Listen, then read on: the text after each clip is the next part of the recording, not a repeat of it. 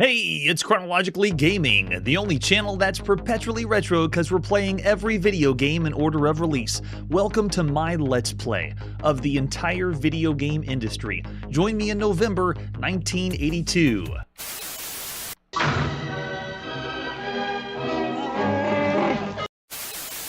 We were last playing licensed chess on a home console. Let's see what our next game is. We're next going to go to the United Kingdom to play on the Sinclair ZX Spectrum. This is Bear Island. Bear Island we actually should have already played. Here is one of the boxes that Bear Island was in. And if you notice, there's already a game here called Mongoose. We already saw Mongoose in August, somewhere in August 1982. It apparently was only part of a compilation, and I didn't know that until now. So Bear Island was just the other game that should have been played already. So here we go. We're going to check out Bear Island. Oh, and look, it's like, I wonder if Tim Gilbert did this himself or someone else did it for him, because this is by Tim Gilbert's. His third game that we've seen, 3D Maze of Gold, and then Mongoose. So this one is only for the Sinclair ZX Spectrum. It is our 133rd game we've seen for this micro. So here's the whole thing. There's Bear Island. Your planes crashed, landed in Arctic ice floe, inhabited by ravenous polar bears. You have to lead them into Eskimo ice holes. Did I say ice holes? Fishing holes. Yeah, don't say ice holes too fast. This most likely is the first box that ever came out for this little compilation. It's called Games Tape 1.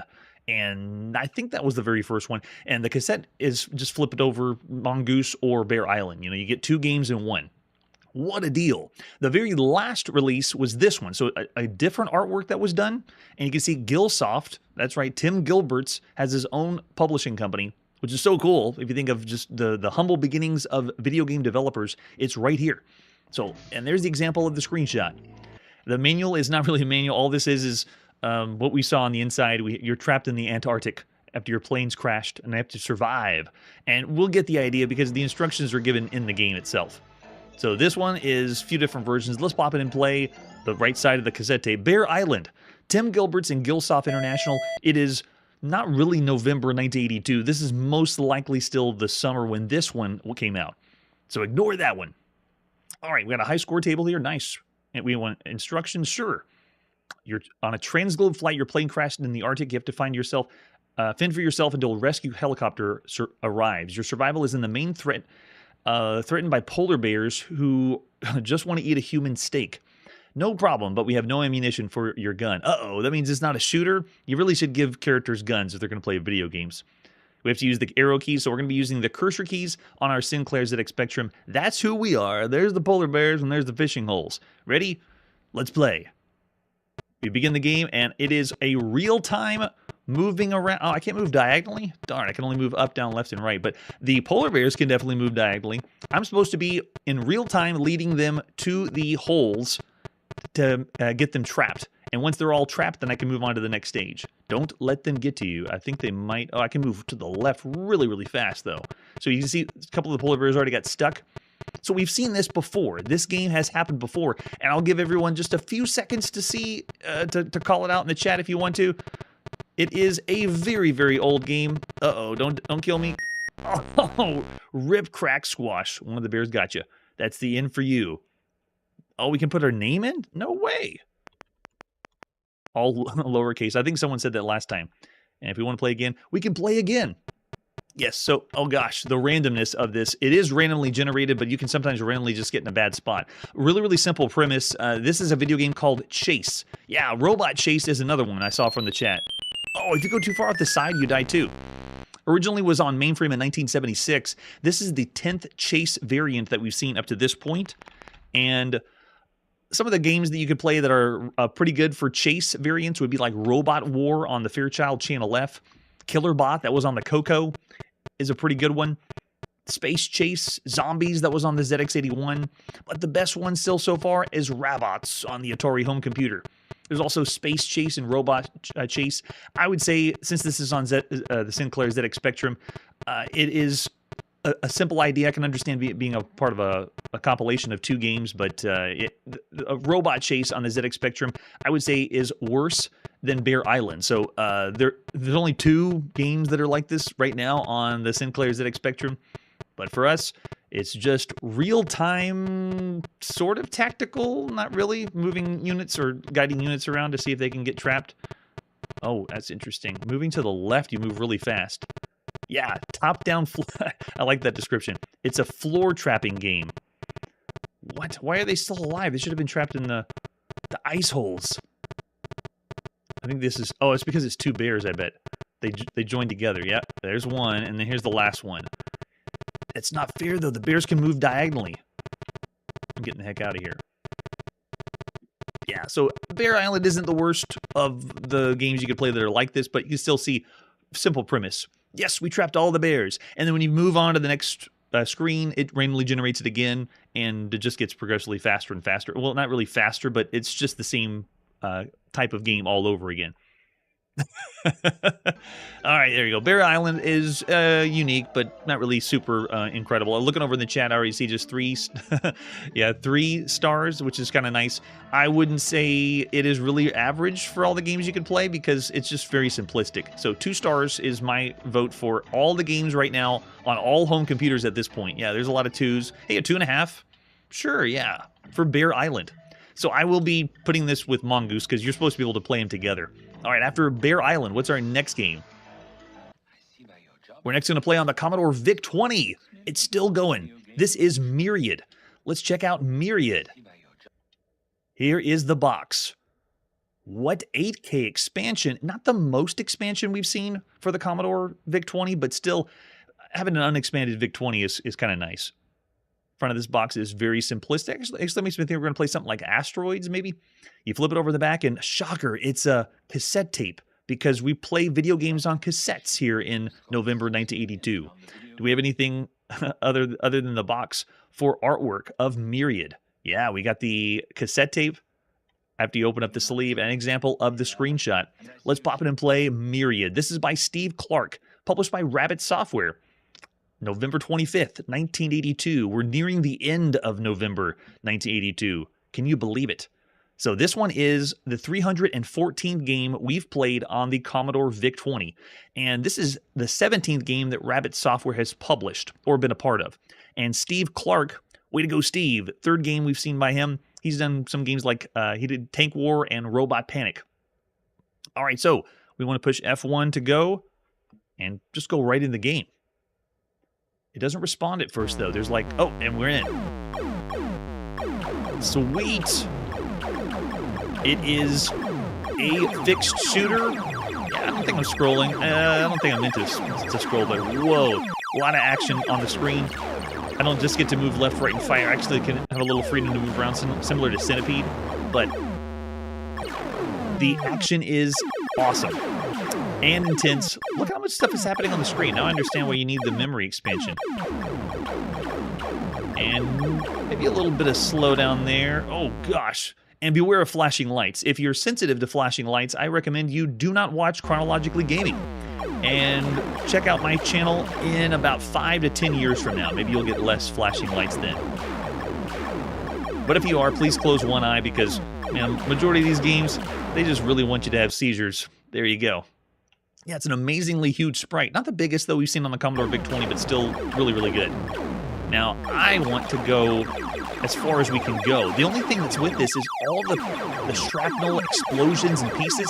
It's really hard to determine which ones are the enemy's bullets and which ones are the shrapnel. You know, it's like, what am I supposed to be shooting and what am I supposed to be avoiding? I mean, look at this. When I start just blowing everything up, you can't tell which ones are their shots. Wow. See? it just rains down on top of you. This is awesome.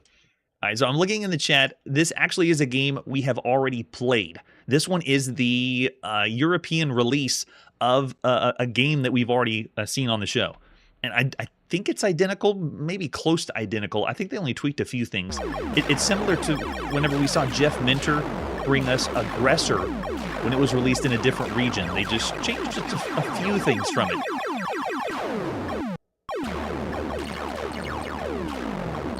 Yeah, it's not doing anything very obvious for a ripoff like Astro Invader or Galaxian or Galaga or things like that. This one kind of reminds me a little bit of Sneakers, just a little bit. Maybe kind of like Mega Mania that's on the Atari 2600.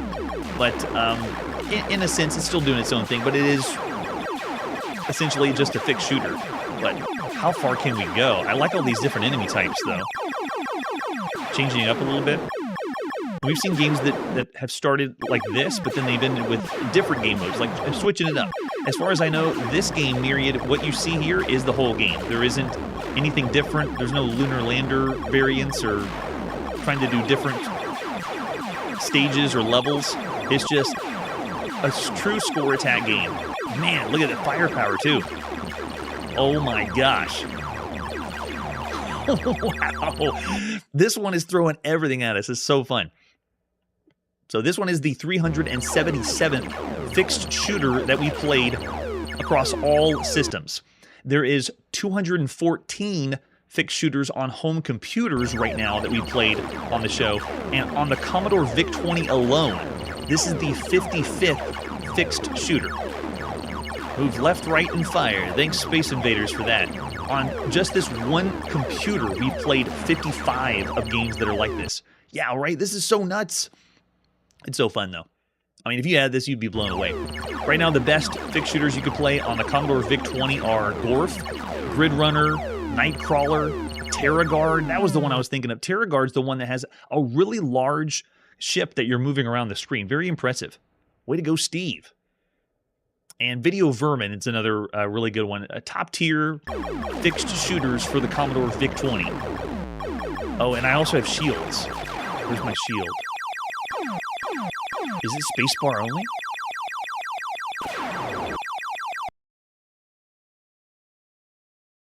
It is, I think. So there is shields if you push. Yeah! Awesome. So when it rains down, you can use that. I'm surprised it doesn't let the joystick raise your shields, though. Yeah, the way you can move around freely, it makes you kind of think you're playing a scrolling shooter, but it's really not, because we played other games that give you a little bit of freedom like this. Now I just have to remember to do this. Yeah, there we go. You cannot shoot while you have your shields up, but it's a great way to protect yourself when the insanity happens. How far can I go? Whoa, I have total freedom. I can move all the way to the top of the screen. It wouldn't be a smart move, but good to know that it's there, that I can do that. That's awesome. Sweet.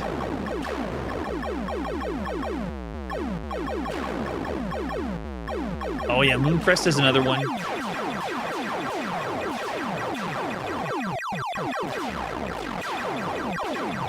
Oh yeah.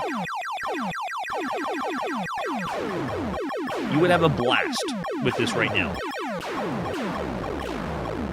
To go against everything else that's on the Commodore VIC-20, I think you already got 55 games that are pretty close to this. I mean, you got to know the competition is already a little steep. I would say of all the games you can see or play right now, this one is around the same level as some other games fixed shooters we've seen on the Commodore VIC-20. It's not up to the level of some of those best ones that I just brought up, but I would say Shadowfax, as far as like in the same level as Shadowfax, or Paratroopers, Arcadia, Arachnoid, Ape Escape. And actually, it kind of reminds me of a game we played called Xeno 2, but Xeno 2 had different game modes. You know, it was Xeno 2 switched it up and had something that looked kind of like asteroids or played like asteroids, and then another mode that was kind of like Lunar Lander. So Xeno 2, it wasn't as polished as this. The shooting mode of this is awesome, but it actually is a game we've already played. This is Robot Panic. Steve Clark did Robot Panic. And this one is the United Kingdom release. This plays exactly just like Robot Panic. So yeah, looking in the chat. Oh wow, I got a 4 from Jerry. Nice, 3.5s.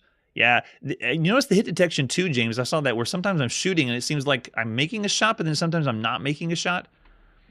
Yeah, right. It does feel like almost like a 2600 vibe to it. That was another competition because the Commodore VIC-20 was sold in gaming stores with other consoles. What's a computer and what's a console, it really doesn't register as clearly as we would call it nowadays, but Yeah, that's pretty cool. Yeah, so pretty much the same as Robot Panic, if you want to check that one out. And I'll include links for that one too. Of all the games you can play right now on all home computers, not just the Commodore VIC-20. If this was VIC-20 alone right now, I might say 4 or 4.5 stars for this, just because of how fun it is for a shooter. But for everything on all home computers right now, I'm going to go with 3.5 stars. Yeah. Yeah, the market is getting saturated slowly but surely. Yeah, I like the action focus too. Now, if you have a keen eye, most of the episodes we do on the show, I put on the thumbnail what the big release is or the big game is. And you saw this game was the big release because we're getting nearer to some more obscure games. So just let you know that your hopes may be dashed for the remainder of the games for this episode because this one is the top. Myriad is the cool one. All right, let's see what our next game is. All right, coming up next, we're going to stay in the United Kingdom and play on the Sinclair ZX81. This is Roman Empire. The entire Roman Empire. Let's take a look at the box. Another one by Lothlorien. This looks very reminiscent of the other games we've seen by Lothlorien. It's MC Lothlorien. This is the 9th game that we've seen them do on the show. And this is actually all the ports. We're going to see the 9th game by them, the 10th game, and the 11th game by them, because when I say we've seen a certain number of games by a certain company, I include all the ports, like every time we've ever had any reference of them whatsoever. The ZX81. And I don't think we have anything else for this, unless we have... Do we have any information besides opening up the whole sleeve? Thanks so much for the scans. Everyone on the internet. I appreciate it. Oh, we got the ad you would have seen in magazines. The latest 16K game from MC Associates. I didn't know they were called that before Lothlorien. Specialists in war games, simulating the ancient period. And they have. Up to this point, we've seen Samurai Warrior by this company, Tyrant of Athens, Warlord, and then one that really isn't a strategy game, but Galactic Commander, which is kind of cool. And there it is. Open up the inside sleeve. This has a lot of information because it is they call it a strategy game when essentially this is like a Sumer variant, which is a mainframe game which has you making decisions for being in charge of a whole country, basically. And we're going to be in charge of Rome or the Roman army. Look at all that text of everything to play the game. All the abilities, what countries and parts of Rome you're going to be conquering, what legions and commanders, it's all on the inside sleeve. Yeah, more blips and bloops. Well, not really here on the ZX81. Let's pop in and play Roman Empire. This is MC Lothlorien. It is November 28th, 1982. In other words, we're pretty much at the end of November 1982. All right, yes, refer to the written notes. Remember that, because we're not going to remember any of this. We can choose the difficulty level. I'm just going to go with level 1 for right now. This is the 86th game we've played on the Sinclair ZX81. And this one is another, I would call these management or not really a business simulator, but they're the same idea as the Sumer variants that we've seen up to this point. This is going to be the 16th variant of Sumer, which was originally mainframe making decisions for a whole company. Some other games we played that are like this have been Conqueror or a Viking. That's another one that's been on lots of home computers. It's a turn-based strategy game, and this one's single player only. You don't get to play with other people. So this is how it is. It reminds me of Lemonade when we played Lemonade Stand. You just make decisions. What do you want to do? You can check countries, check legions, check your generals, build or change an army. I think we should do that first. And by the way, this game, and there's some games on the ZX81 that do this, every time I push a key in on my membrane keyboard, the entire screen flashes. So again, if you have sensitivity to flashing lights, you probably shouldn't be watching Chronologically Gaming. What army do I want to build? I want to build Army 1. So like every time I type, it totally clears the screen and moves on to the next one. Just imagine playing this on a really tiny like calculator computer. That's what we're playing on. All right, do I want to add a legion? Yes, I do. Every one. Enter the legion number. Let's do... I want to do 2. Do you want to add another legion? No. And no, I don't want to remove a legion. And then which general do you want to appoint? General number 4. No, 3. General number 3. And there it shows what army we're in. And you have to build your army from here. Since this version of the game has all the flashing, I'm just going to stop this version and say, you understand how the game works. We're not going to go through a whole mode of Roman Empire here on the ZX81, but it's still, I would say, because of the rudimentariness of it, I'm going to go 2.5 stars of all the games you could play on all home computers right now, at least this version of Roman Empire. Because if you want to play something else like this, Warlord is actually really fun. It's a cool idea, and I like being able to play a strategy game where you're in a period piece, per se. Yeah, Brad's throwing out a 2-star rating. So, but that's not all. We have other Roman Empires. The next game is Roman Empire for the Sinclair's ZX Spectrum. Let's kick it up a notch. Add some color and sound. I hope they do. A lot of the early Sinclair's ZX Spectrum games are basically ZX81, and they're all in black and white, and they don't really have any thrills or frills. Yeah, right. I know, right? It might seem, well, it seems broken, I guess, if the screen's flashing like that. The box looks exactly the same, except they slap a sticker on that says Spectrum, so you can play on your Sinclair's ZX Spectrum. This one only needs 16K. You don't even need that much on this. That's incredible. And I think that's all we got for Roman Empire. All right, and there's no other versions. Here we go. Roman Empire for the Sinclair's ZX Spectrum at the end of November 1982. This is our 134th game for the Sinclair's ZX Spectrum, and the 17th variant of Sumer. The same idea. Oh, they did have color. They did blue. That's so nice. But it's the same thing, right? Oh, no flashing screen, though. That's a plus. Yes, right. The whole game is text. You will get, I believe, no, there's another version that has it, but everything else, this is all text. That's all you're going to get. So you can make attacks, but you can't do anything until you actually build or change an army first. Let's go ahead and build our army. Yes, I want a legion. Yes, I do. And do you want to add another legion? Yes, I do. 5. Yeah, add more troops. And I'm going to say no for that one. No. And then add a general. General number 3 is the way to go. And then no, and no, and no. And then let's make an attack. If I make an attack, it's going to say, what country do you want to attack? You have to refer to the notes because it's just the number. And they'll tell you what number. So I'm going with country number 3. I'm attacking Dacia. Which army are you attacking with? The only army. Army number 1 is attacking. And this is the game. So there isn't any graphics. You can see what just happened. Whether we have a victory or defeat, it's just making a few decisions, but it's very, very rudimentary. So I'll still say for the Sinclair's ZX Spectrum Roman Empire, there's better we've seen by MC Lothlorians, but still around the average range for everything up to this point. I don't know if you call it HD graphics, but yeah, same score, 2.5 stars. That's how I feel as well. Now, here on Chronologically Gaming, we showcase games. There are very big, massive strategy games that I'm sure, don't do justice because we're trying to get through everything and see everything in the world of all video gamedom.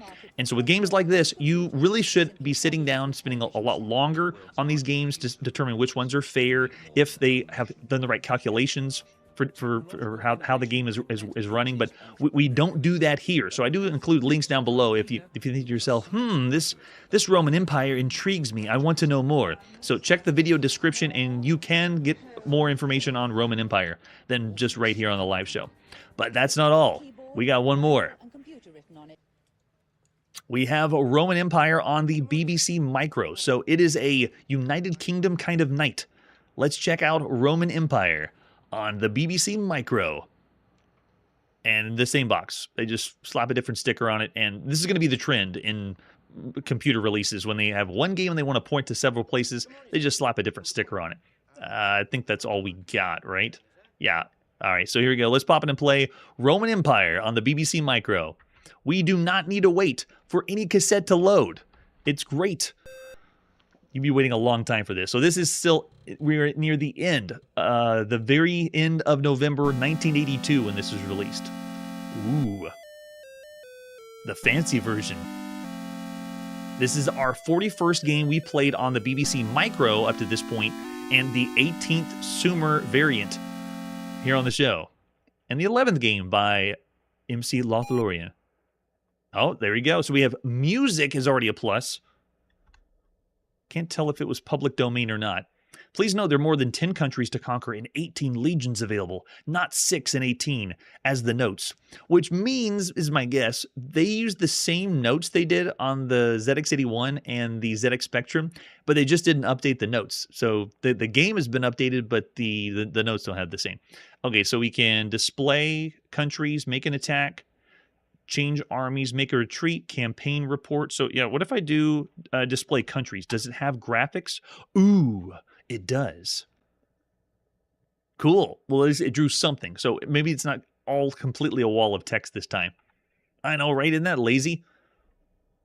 And there's the country numbers and the number of troops in them. What's the lowest one that we have the best chance of winning?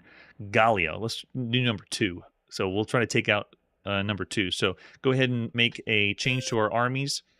We're a number. Our self is number 1. So already the presentation is just a notch better than it was on the other 2 microcomputers. But I'm going to go with Brutus. Et tu, Brute? Legion to be added. Let's add that one. You can see it's adding the people to our army. Which army do we want? I want to do the same one with Brutus. And add more. Okay, and then 0. Okay, so we have our army now. Can we make an attack? What was the name of that country again? I wanted to go with the weakest one, number 2, Gallia. So now let's make an attack with number 4.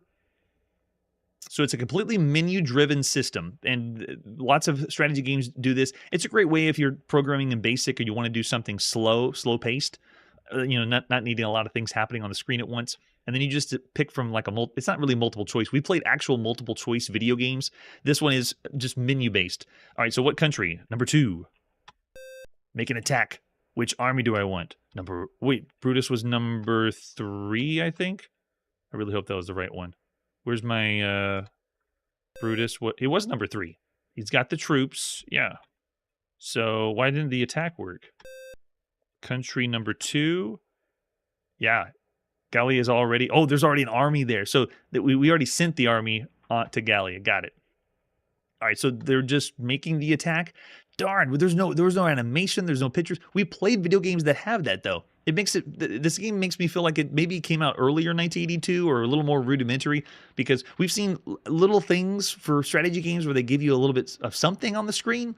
This is just so minimal. It feels like it's giving November 1982 a bad rap is what it feels like. But I'm sure some people had their enjoyment playing Roman Empire. Or MC Lothlorien would not exist, right? Yeah, it's a little bit better, but I mean just barely better than everything else that you could be playing right now. All right, there you go. So a quick taste and a showcase of Roman Empire. If you want to play games that are similar to this and better than this, check out Viking, check out Warlord, or maybe even Tyrant of Athens. It has the very same or very similar box art than everything else we've seen up to this point. Yeah, we get some bleeps and bloops. It's not as quiet as the other games that are out there. But I'll still say, is not really enough to go up to 3 stars, because we played other strategy games that this one still is average for all the games you could play to this point. I will not go down here in the 2-star range and say this is a bad game, because it actually is compelling to be able to play a video game that's this kind of period. All the other strategy games, like by SSI, they've gone the fantasy world and had a fantasy strategy game, but then there's also games that mostly take place with real battles. They're meant to be war games that are taking place during World War I, World War II, and so forth. So it's cool that this is out there, that it exists. And Marshall's also saying 2.5 stars as well. So there you go. For the games that we're seeing right now, at this point, the release dates for some of these games they're not pinned in stone. So if we hear about from magazine articles or read about magazine articles, sometimes they're not correct on the release dates of when everything came out. So we're not really so sure. So if you send me a message in the chat and say, well, this game actually should have been released, months later, or 1983 or so forth, because some of these video games have a long story behind them that I'd love to uncover, but we just need to get through all the games and play it. Oh, here we go. Yeah. For the even lower for the earlier versions. Nice, kind of love it. All right, this means this video game is the very last video game that we could find a release date for in November 1982. So that means next time on Chronologically Gaming, we start playing all the games that were released sometime in November 1982. all of the games that we could find definite release dates in November are done. And now we're going to go off the rails and play everything else in November in alphabetical order. What we do on the show is we give them all release dates of November 30th, even though they weren't technically released exactly on November 30th. That's just our way to mark them as these games were sometime in November. They could have been early, they could have been late. We have no idea, but they're somewhere in November, and we just take them all in alphabetical order. So that's where we're going to be headed next. We'll start with something that will crash. Something's going to be like Star Wars, and the next time we're going to go beyond Planet of Death and an Ekin Curse. That's it for today, and like I always say, if you're still here, you must like video games as much as I do. Hey everybody, thanks for checking out the channel and joining me on my quest to play every single video game in order of release. We'll be streaming live every weekday at 9 p.m. Central, so join us and let us know if we missed any games along the way. This video would not be possible without Launchbox, RetroArch, and MAME. Tell all your friends there's some crazy guy named Chronologically Gaming trying to play every single video game. We have links down below that'll send you to places like our Discord and Patreon, and one that says all the video games we've ever played. If you go there, it's a list of everything, and you can click right to the game you want to see. Chronologically Gaming is the name to look for. We are perpetually retro, and we will catch you next time.